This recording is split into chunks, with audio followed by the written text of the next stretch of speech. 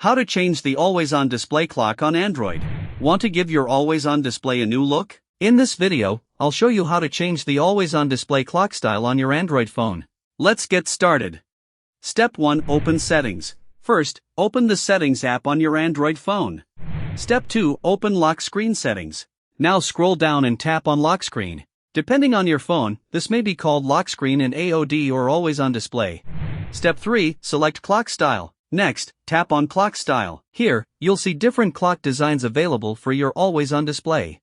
Step 4. Choose your clock. Now choose the clock style you like. You may also be able to customize its color, font, or layout depending on your device.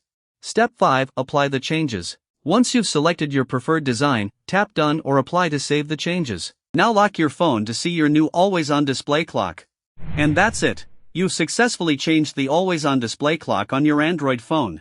If this tutorial helped you, don't forget to like, subscribe, and turn on notifications for more Android tips and tricks.